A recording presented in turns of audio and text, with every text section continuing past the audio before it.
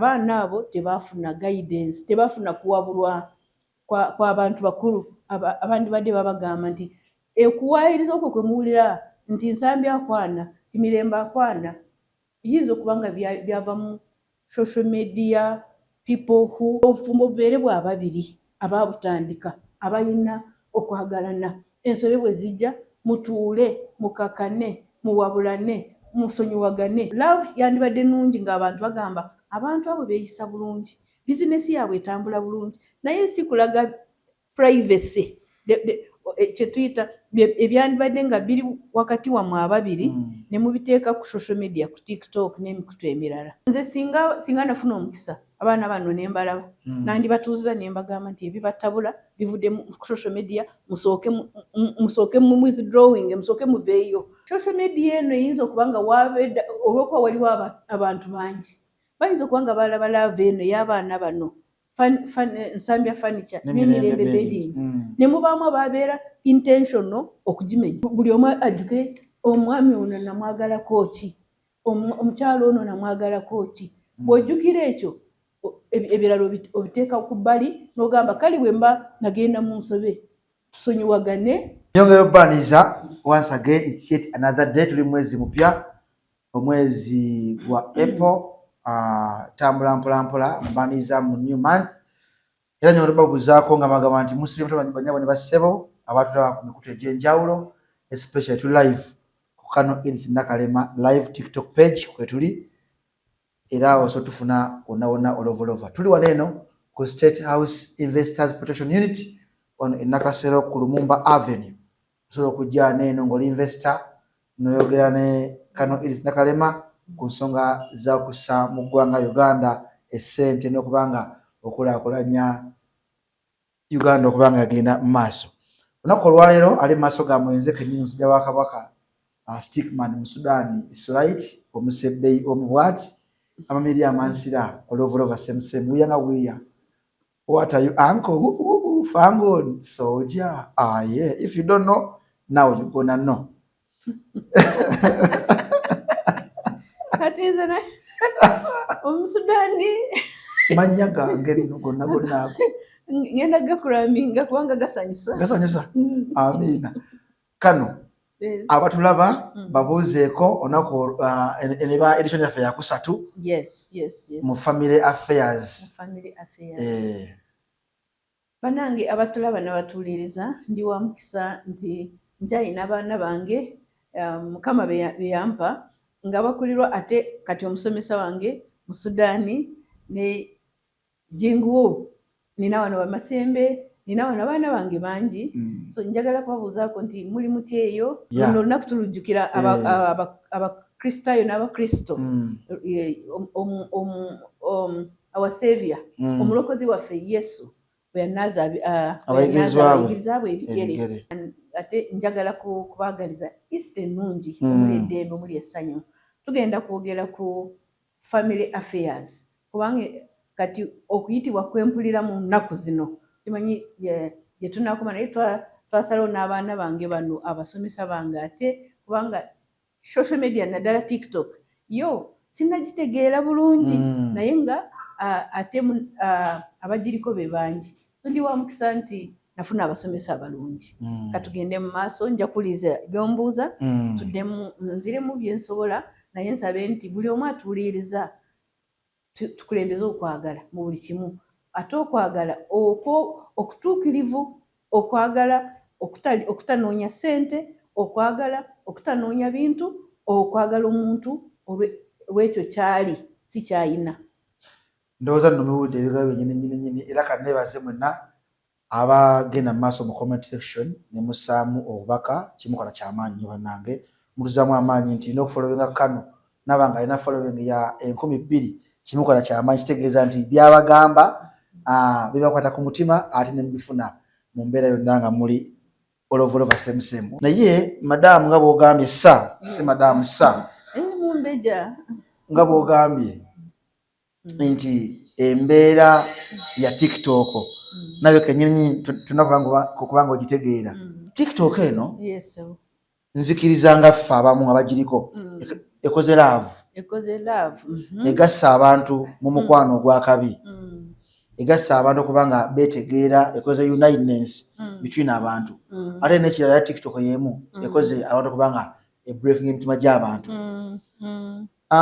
mweno saga tulina ba celebrities abantu begomba muli bannamawulire muli banna business nga laavu yaabwe ensi ekitegedde ku TikTok egikulu yetinze ne betegeera ne bava mugenda okukyala amazadde baabwe n'okubanga beeraba essaawa zino olunaku olwaleero wenzijidde ku ofiisi wano eno waliwo kapo ebadde egenda mu maaso ensi gye badde esinga okubanga bannayuganda bonna nga n'abali talina kitanda nga yakigula olw'ensonga kapo eno yamu inspiringa nga balina kye basaawo between their customers nti kobe nga toyina oguza kitanda ng'oli ng'akuwa piro ng'akuwa akusikiriza nga omukwano gwe bali balina essaawa zino okutaliiwo nga buli muntu yeegomba bwe mba ngizeegizeemu njagala mbeere ng'ono njagala mbeere nga Nsambya njagala mbeere nga Mirembe essaawa zino eno madamu ekyakyaliwo essaawa zino eno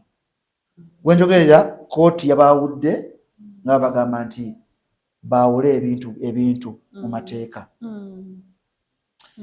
madamu eno kapo ebadde y'amaanyi ng'ensi egirabirako ebirungi by'amaanyi olowooza kiki ekyandikoleddwa even before tuuka mu kooti okubanga egamba nti nno omukyala n'omwami mwawule ebintu naye nga ati first court teyaliiyo ati first TikTok teyaliiyo mwekwana mwekka ne mweyagala ne mwagala audience eno etegeera avu yammwe nga bwetambula.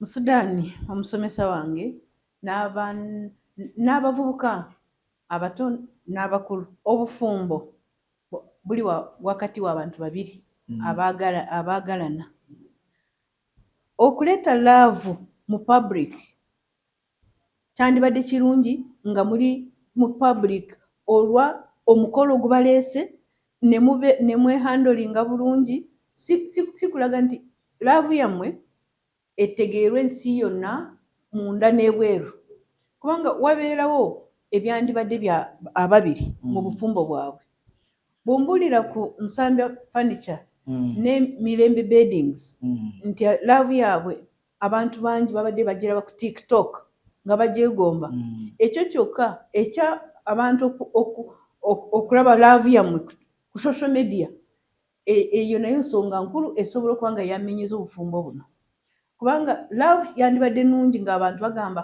abantu abo beeyisa bulungi bizinesi yaabwe etambula bulungi naye si kulaga privacy kye tuyita ebyandibadde nga biri wakati wammwe ababiri ne mubiteeka ku social media ku TikTok n'emikutu emirala. Nze ŋŋamba nti obufumbo obulungi ababiri nga baagalanye bombi balina okumanya ensonga zaabwe kubanga bulijjo mu bufumbo bwonna mubeeramu obutakkaanya eryo liringa etteeka kubanga abantu n'abazaalibwa awamu bwe muba baana ba muntu omu mubaamu obutakkaanya mu famire n'abazadde nabo naye ekintu ky'okuteeka laavu ku mikutu ensi yonna n'emanya bano laavu yaabwe tekutuka ensi eno mulimu ettima obutaagaliza mulimu obutaagaliza mulimu fitina very good obutaagaliza fitina okuwaayiriza n'eŋŋambo social media eno eyinza okuba nga olw'okuba waliwo abantu bangi bayinza okuba nga balaba laavu eno y'abaana bano Nsambya Furniture ne Mirembe Beddings ne mubaamu ababeera intentional okugimenya agamba nti Nsambya Furniture ono mulenzi ono ŋŋenda kumugenderera ndabe nti nange mututte wange abo nga bawala naye wabeerewo n'abasajja abato oba abakulu nabo bagambe nti Mirembe Beddings ono ŋŋenda kumugendera mpaka Nsambya Furniture lwanamuleka oyinza okusanga ng'ensonga ez'abatabudde n'okubaawo teziriiwo naye olw'okuba ensi okuviira ddala mu buwangwa Adamu ne Cain abaana ba Adamu Cain ne Abel omwana bwe Adamu ne Eve bwe basiima ekiweebwayo kya Abedi, olaba kin namutta. Waliwo ettima, waliwo fitina, waliwo obutaagaliza mu public muno. So nsaba abafumbo nti okwagala kwaffe okungi kubeere wakati waffe, mwami n'omukyala n'abaana bamwe nga Katonda yababawadde. Ngambye nti bambi kapeeni ebadde esanyusa, bo n'abaana babadde tebanafuna n'omu, babadde batandika butandisi nga bakagendako ewa maama wa Nsambya yagendako n'akyalirako maama wa Mirembe yafunako omukisa okukyalirako maama wa Nsambya nga mulwadde. So olaba bambi Mirembe ono yalina omutima omulungi, ngende we maama eyanzaalira omulenzi oba yanzaalira omusajja omwami omuntu. Nze singa nafuna omukisa abaana bano ne mbalaba nandibatuuza ne mbagamba nti ebibatabula bivudde mu social media, musooke mu withdrawing, musooke muveeyo ku bye mubadde mulaga ku TikTok n'emikutu emirala. Mwetuulire ababiri mujjukire ebyabaleetera okwagalana, kubanga mu kwagala kuno okungi temubeera mu byakwagala bintu. Eno Nsambya Furniture n'Emirembe Beddings business obuli omu basisinkana nga buli omu akola bizinesi ye ne bazireeta awamu, naye buli omu waliwo kyeyagala ku munne ekiri ku mubiri, mu birowoozo ne mu mutima, ebitalina kakwate ku bizinesi ne ssente ne social media byetesobola kati okumanya. Ababiri bano bandibadde batuula wamu ne basooka ne bavaayo mu social media ne bavaayo mu bantu wakati, n'abazadde nga tebaliimu, kubanga ennaku zino bambi abavubuka mumanyi okwagalana nga naawaka temunagenda muntu gyazaalibwa, omwami gyazaalibwa, oba omulenzi gyazaalibwa, omuwala gyazaalibwa. Mirembe yeebale nti yakwata ekkubo n'agenda wa maama wa Nsambya ng'ali mulwadde. Ekyo tukimwebaliza, yamuzimbira n'ennyumba. Owulira, nso Mirembe bambi yalina omutima omulungi ng'ayagala omusajja we. Ate bambi nkimanyi nti n'Ensambya okutwala Mirembe mpaka ewa maama naye amwagala. So kooti weba yasazeewo ekya kooti kyo kiva kumu ababiri abawaabi oba awaabi. So already abaana abo tebafuna guidance, tebafuna kuwabulwa kw'abantu bakulu abandi badde babagamba nti okuwaayiriza okwo kwe muwulira nti Nsambya akwana, Mirembe akwana, yinza okuba nga byava mu social media, people who abantu be ku social media abafuna ettima abafuna ettima ku laavu y'abaana bano. Abaana bano it is not to eddamu ne beerowooza ne bagamba ye bwe twagenda okwagalana twali mu bizinesi wamu, ekyatwaganisa bizinesi. Abantu bano abatuyingiridde ne batugamba ono akwana batuufu, kubanga social media eno buli omu waali, omubi n'omulungi bonna weebali, abavuma, abawabula, abatabula, abalwana, bonna bali ku social media. Nze ngamba nti obufumbo bubeere bwa babiri, abantu batuule bombi bajjukire buli omu ajjukire omwami ono namwagalako ki, omukyalo ono namwagalako ki. Bw'ojjukira ekyo ebirala obiteeka ku bbali n'ogamba kale bwe mba nagenda mu nsobe tusonyiwagane, tuddemu tutandike bupya n'abaana baffe, tutandike bupya, Katonda tuwe emikisa gy'ayagala mu bufumbo.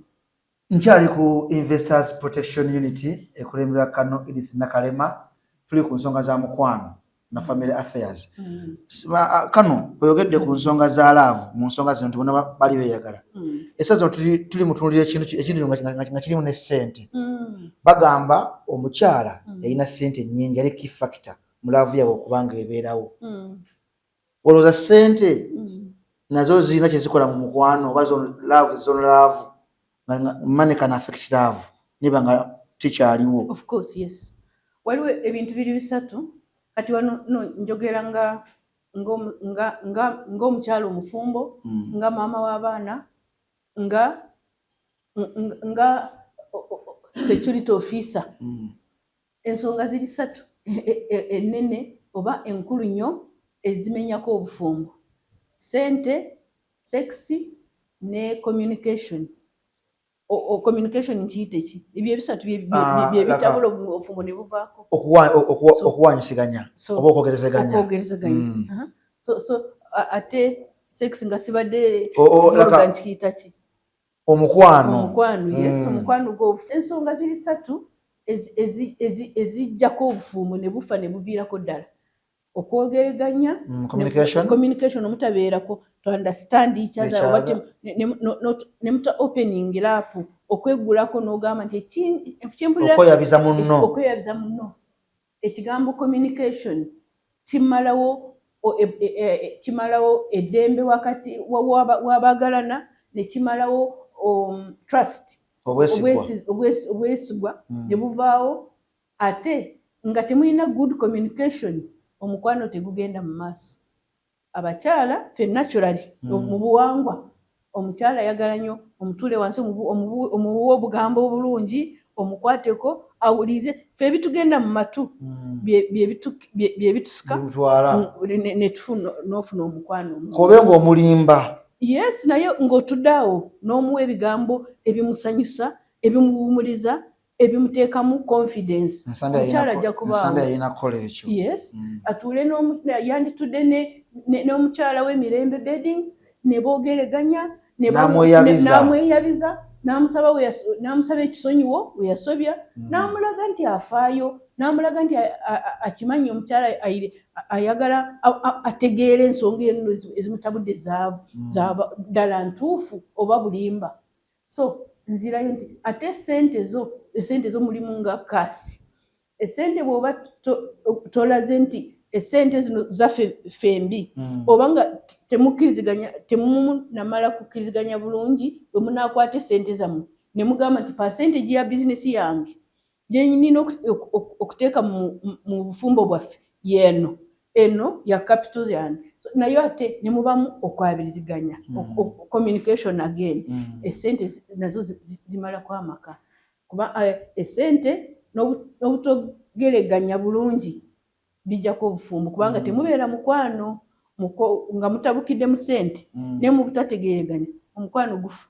Kati omukwano nga gufudde, obufumbo buvuddewo. So ebintu ebisatu ebyo tulina okulaba nga tutegeeraganya, tulina okwogeraganya bulungi nga tuli mu bufumbo. Mwe abavubuka abalina obufumbo obuto, mumanye nti ekyetaagisa spouse wo oba even your fiancé nga tonamutwala, mweyabiriza kwetegereze, omulage ekyoli ate okibeere, toyogera kirala ate n'okola kirala. Kyokola leka kibe ekyo kyoyogedde, oba kyoyogera banga kyokola. So twetaaga good communication enaatuleetera buli omu okwesiga munne, kubanga good communication develops trust. When you communicate truthfully, mu mazima amatuufu, omuntu yenna akwetegereza, n'obwoba nga wasobya n'akusonyiwa, ng'omusabye ekisonyiwo nate n'oyogera ensonga yennyini eyakukolesa ekyo ekimutabudde. So good communication can mend a broken marriage. Okwogeraganya okulungi kusobola okuzzaako omukwano ogumenyese, kubanga bwe mutuula awamu mw'abafumbo nga mutabukidde ddala ne mwogera nga muyomba nga mwatabukadde, n'ojayo amazima, n'ojayo n'omenyeka, n'olaga obwetowaaze, n'osaba ekisonyiwo mu bwetowaaze ate mu mazima amatuufu. Mazima omuntu akwagala akusonyiwa, ne mutandika bupya. Mwabatandise nga bayomba nga mutabuse nga buli omu ayagala kugwa munne mu bulago, mumaliriza nga mwogedde mpola, nga muzeeyo mu nnyumba yammwe, nga muzeeyo mu bufumbo bwammwe bw'omukwano omutuufu. So communication ky'ekintu ekisinga okukwatira awamu obufumbo. Truthful communication, okwogeraganya okw'amazima omuli okwenenya. Bannange ekigambo sorry, nsonyiwa, kikwatirira obufumbo nga buli kimu kitabuse. Gwe omukyala, kubanga ffe tulina okubeera obedient. Bayibuli bweti we yatugamba abakristaayo nemukola ndowooza mwekiri abasiraamu nti abaami mwagale abakyala bammwe, abakyala mugondere abaami. Omwami atakwagadde bulungi nakukakanya nga waliwo embeera ekutabudde nakubuulira amazima nakusaba omuwulirize bulungi naye nga mukakanya ng'akulaga omukwano si mwangu okugondera. Tolina bw'ogonda ng'omuntu ali wali akulaga nti you mean nothing. Era afanda omanyi okubuuzira nga teeka wennyini omanye kati twafuna numbers ku TikTok couple zino ebbiri zirade ne numbers nti nze ndi mu miliyoni bweziti nze ndi mu miliyoni bweziti omwenkanonkano guno eno nagwo teguleese obuzibu mu maka. Kakati eyo miliyoni ezo ziri ku social media nga zibayamba zitya ekisooka?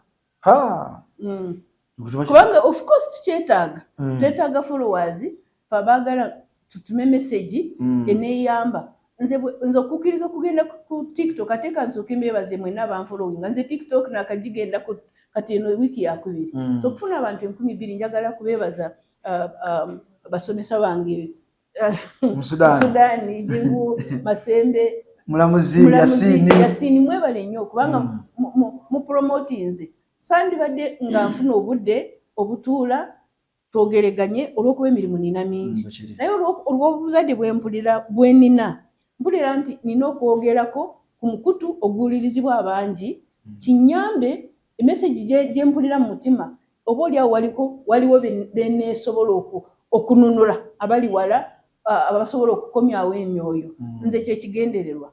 Naye bw'ogenda ku social media eno ng'onoonya abantu abanaakuwuliriza ate nga kye bakuwulirizaamu kisobola okukwonoonera gwe obufumbo bwo bannange ndowooza ekyo kireka kubanga abo millions ezo tezijja kwongerako mu bufumbo bwo tewali kye basobola okukuteerako. Abangi actually nga bwe twogedde already bwe njogedde nti abalala balina fitina abalala baagala babamenyeko batono nnyo abaagala okubazimba. It is natural simanyi lwaki ensi eno abangi tebaagaliza ababaagaliza babaawo mikwano gyammwe abazadde bammwe n'abo be mutambuddeko nabo olugendo. Naye ekintu kya numbers kino okutandika nti olaba nze nina miliyoni 5 ezinkwatako nze omukyala gwe omusajja okyali kwemu miliyoni 5 zino tezijja kubeera naawe ng'oli mu buzibu. Sisuubira nti mu kooti miliyoni z'abantu ezo ezibadde ziba followinga ku social media zabadde mu kooti okugamba nti obufumbo buno buleme kuvaako tebagendayo. So ekya numbers ndowooza mukirekere ddala obufumbo bubeere bwa babiri ababutandika abalina okwagalana ensobe bwe zijja mutuule mukakane muwabulane musonyiwagane mugende mu maaso. Kano Edith Nakalema bwe tugamba nti baneena ababiri bano oba bapapa era kukwagalana nti babagende kubanga tebakola kukyala omukolo gwagenda bugenzi mu church naye babagatta there and then so ekyo mbadde sikitegedde so no mubazadde tebagendayo tebagenda bazadde kukyala nti mama tumuwe nte omukoyo ono ABCD tewali kukyala bakola bukozi mukolo ne babagatta mu church era tebayokadde mu church bagenze mu court.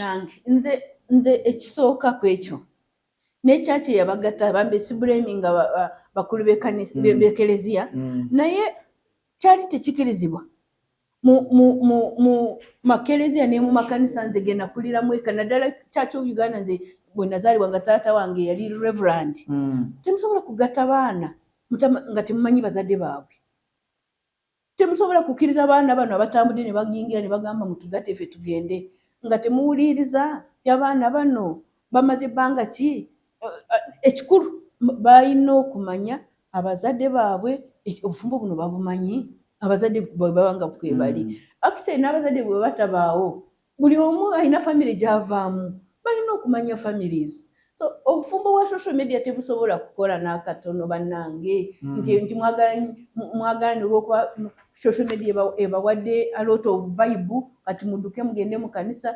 Social media ene egenda kutuleetera obuzibu ate nga abandi waliwo ebirungi ebiriko nti tufuna platform tusobola okutumira enjiri n'egenda mu bantu abangi naye ate bwe bituuka ku kintu ky'obufumbo social media tekisobola kubanga ku social media tewajja kubaawo anaatambula naawe mpaka mu makaago nakugamba nti beera mu maka muno, beera mukkakkamu mu maka muno, beera omuwulirize mu maka gano. Ekyo ku social media tekiriyo.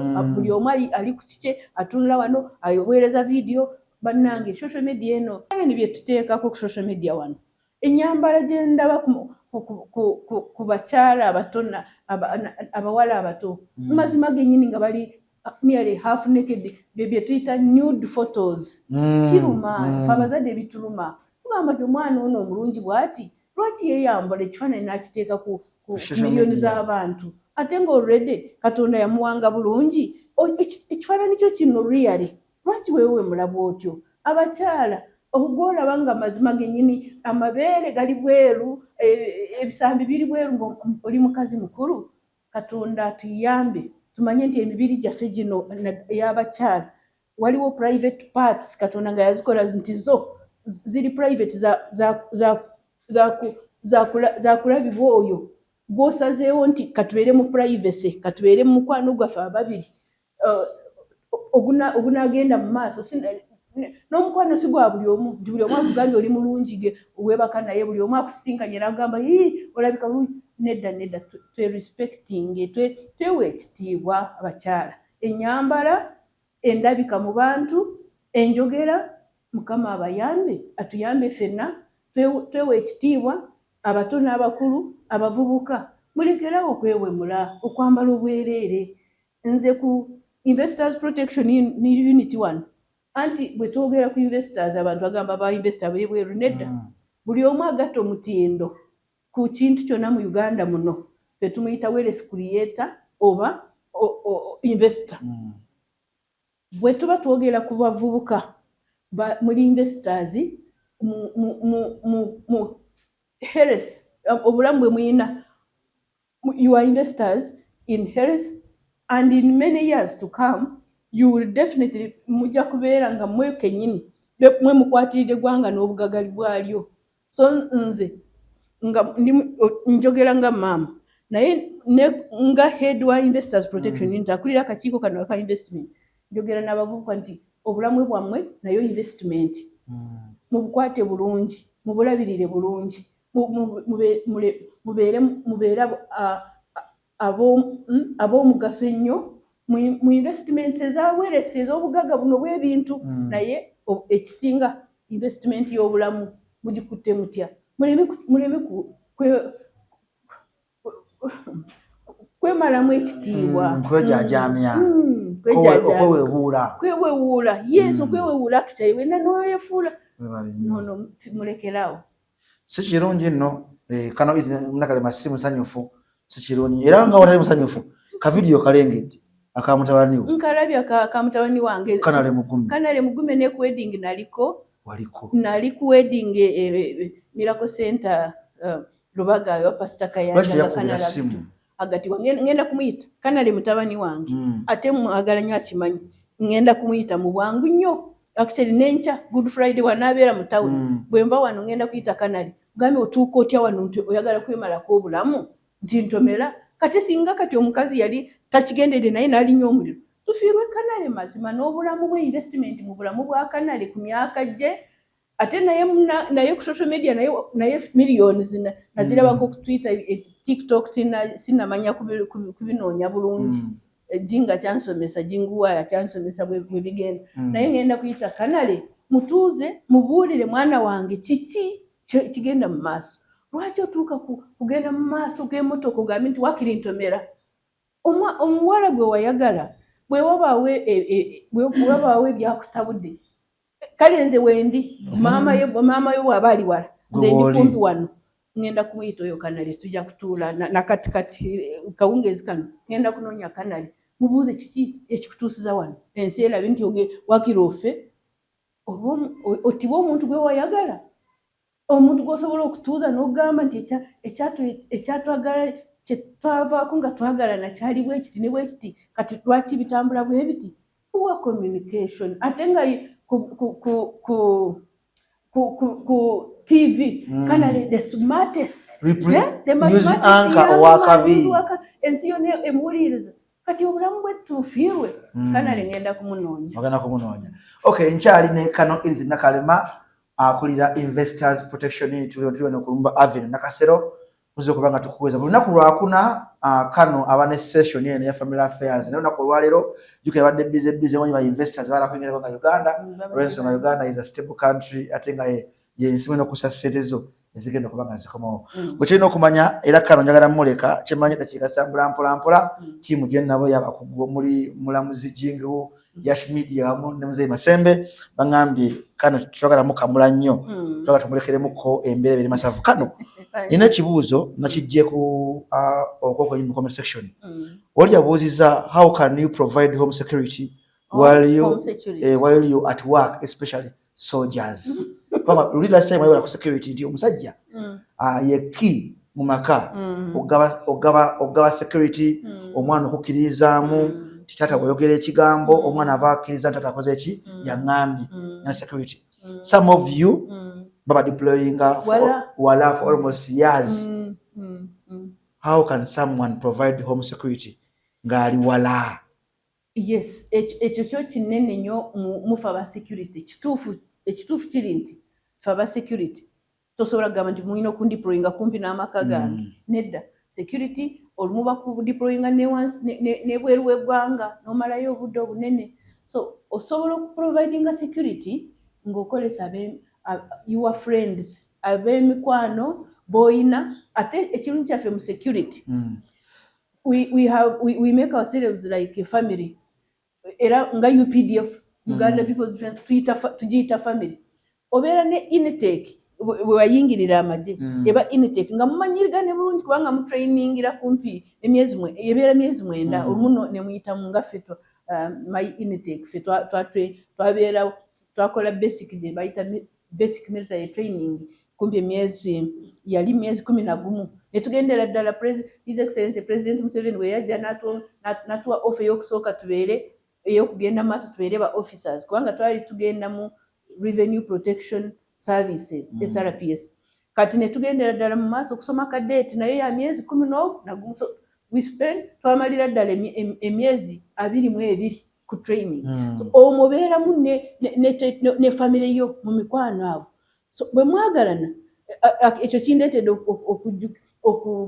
okubuulira abatulaba n'abatuuliza nti olw'okuba twali mu gurupu emu mwe twajja abaami kubanga baali batutegeera so omwami wange tuli intake emu naye mu intake yaffe eyo kubanga twali overseas twali tuyita mu bantu 3 tosobola kubaako tosobola kulemwa kufuna mikwano mu intake yo tugiyita intake mu bano bewa training bewa recruitinga nabo kubanga bwe baba batudeploying of course badeployinga different mu bitunde ebyenjawulo naye wabaawo abanabeera kumpi so osobola kugamba mikwano jo abakutegeera abamu security bennyini bewayingira nabo nti mulaba deployment yange eri bweru w'eggwanga oba eri wala nnyo amaka gali wano mu Kampala naye nze bandiployize Moroto naye gwe Nakalema gwe twatraininga intake yaffe oli kumpimpi naddala kw'abasajja ncekingira ku baana bange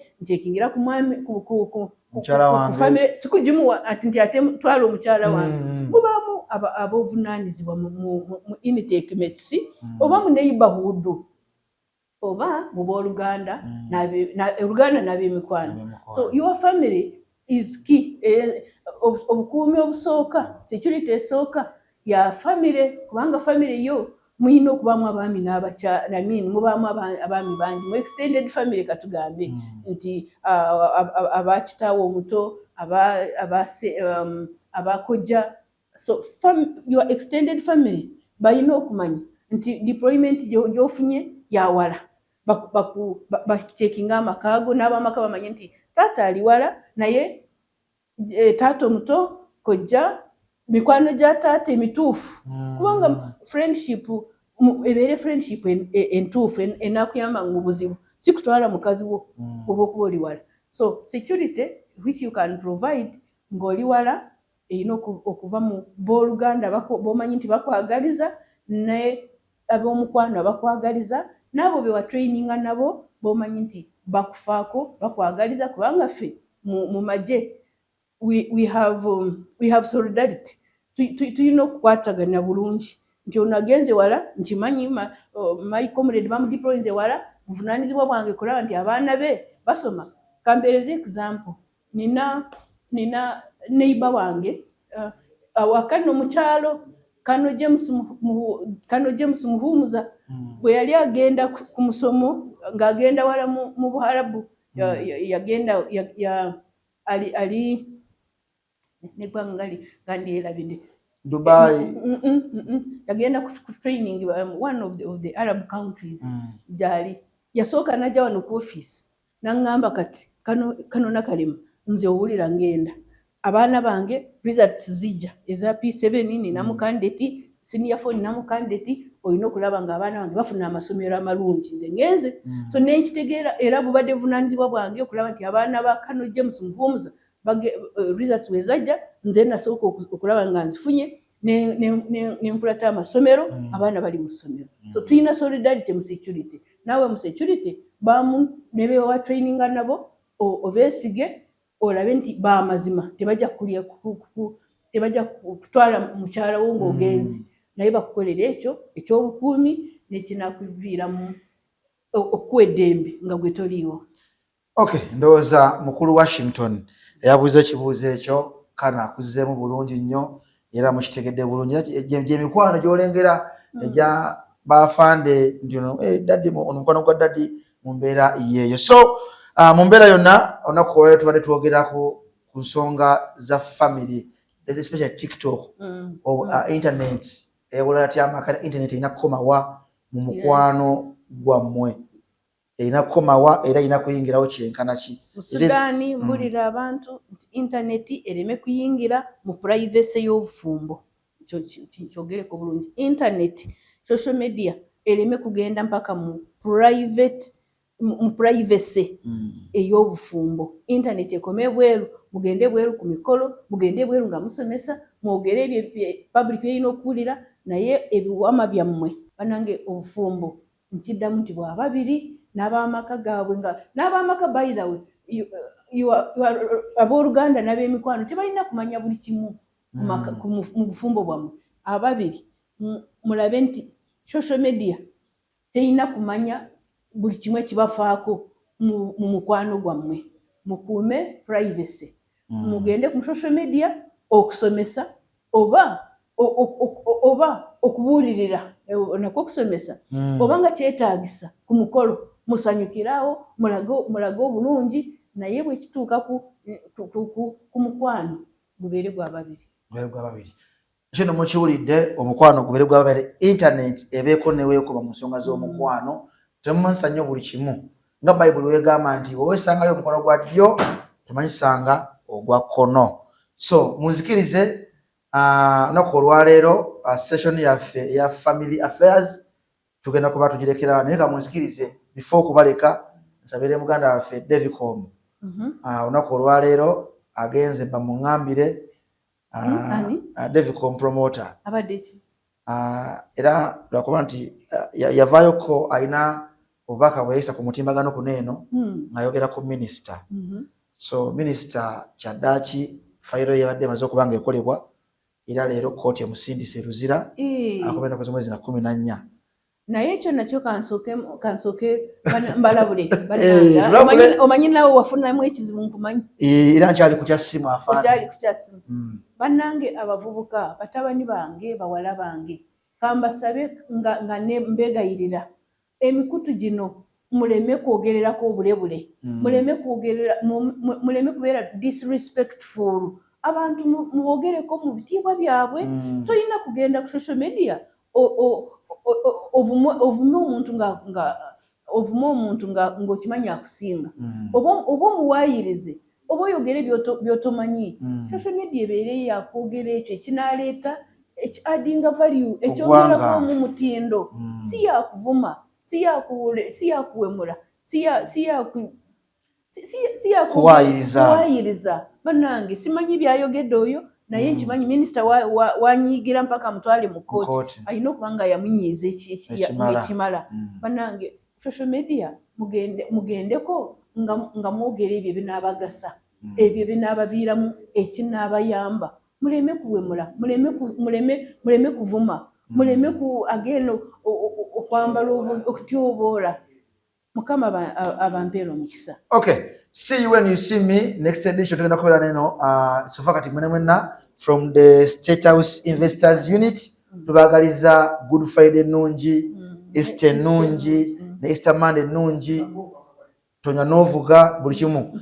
Sofa era kano before kuleka abakulaba bafaani bo twagala obaka wa Easter nga tukufunye olwaleero Easter message nagwe akulira Investors Protection Unit. Era this is a good chance okubanga wa Easter message. Easter ekisooka tuba tujaguza okuzuukira. So okuzuukira kw'omulokozi waffe fe abakristaayo n'abakristo. Tuba enkya Good Friday tujjukira, we commemorate, tujjukira Yesu Kristo bwe yatiibwa ku musaalaba n'attibwa n'awemulwa n'akubabi n'attibwa olw'ekibi kyaffe. Ekyo kye kituufu.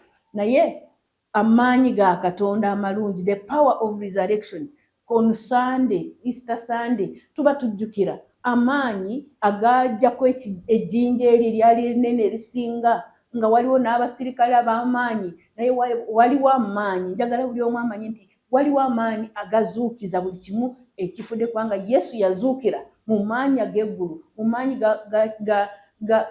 ga Katonda atalemwa, ate Katonda taggwaako. Mbasabira omukisa mwenna abatulaba n'abatuwuliriza nti Easter eno buli kyonna ekifudde mu bulamu bwo, buli wonna w'owulira ng'amaanyi gakuweddemu, saba amaanyi g'okuzuukira, ozuukire nga tukuza amazuukira.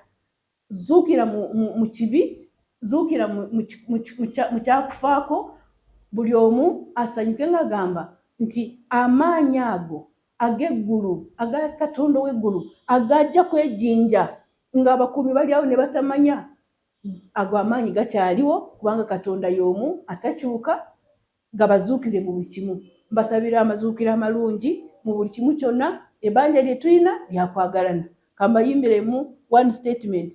Tuyina ebbanja ffenna lyakwagalana, kyekirabo Katonda kyawafa abantu, okwagalana kwokka kwe kutugatta, kwe kulaga nti Katonda akola mu ffe. A very happy Easter. See you when you see me. Love Uganda for God and my country.